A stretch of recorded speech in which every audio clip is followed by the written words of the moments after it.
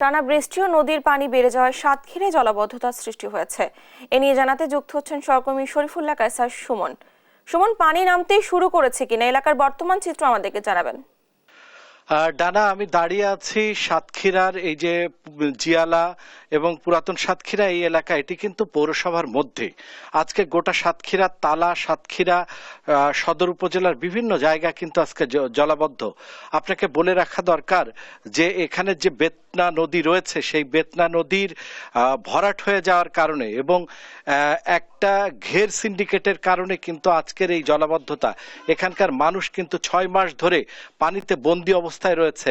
তাদের আমি এখানে দাঁড়িয়ে কিন্তু এখন শুনতে পাচ্ছিলাম যে মাইকে বলা হচ্ছে একজন মানুষ মারা গিয়েছে, কিন্তু সেই মানুষকে কোথায় দাফন করা হবে সেই জায়গাটুকু নেই। আমি একটু এখানকার একজন যুবকের সাথে একটু কথা বলার চেষ্টা করছি। তার যে দুরবস্থা, তাদের দুরবস্থা এবং অবর্ণনীয় দুর্ভোগ, এটি কিন্তু আসলে এখানে চলাফেরাও করা কিন্তু খুব কঠিন। কি অবস্থা আপনাদের এখানকার, কি চিত্র এবং এটা কতদিন ধরে এবং কি করলে প্রতিকার হবে?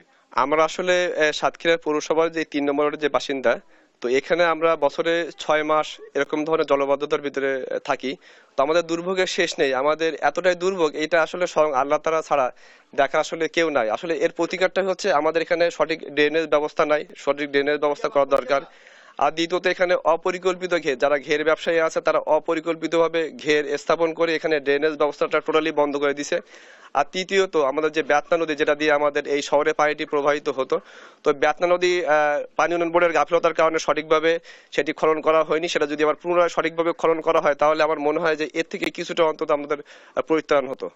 ডানা, আমি একটু দেখাবার চেষ্টা করছি একটা ছোট্ট শিশু, অবুঝ একটা শিশু কিভাবে চলাফেরা করছে এবং দুর্ঘটনা ঘটলে আসলে কে দেখবে সেটাও কিন্তু জানা নেই।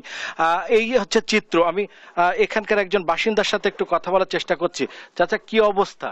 আমাদের খুব দুরবস্থা এখন। আমরা এই পানিতে, ঘর বাড়িতে সব জায়গায় পানি, লেট্রিনেও পানি, রান্নাঘরে পানি, শোয়ার জায়গায় পানি, খালি ঘরের ভিতর তো সাপ তাড়াই বের করে দিচ্ছি।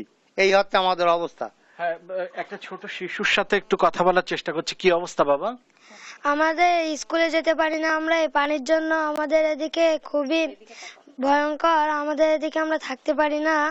এই পানির জন্য ঘর বাসায় পানি উঠে গিয়েছে, আরো ইত্যাদি সমস্যায় আমরা জড়িত আছি। এই জন্য আমরা স্কুলেও যেতে পারি না।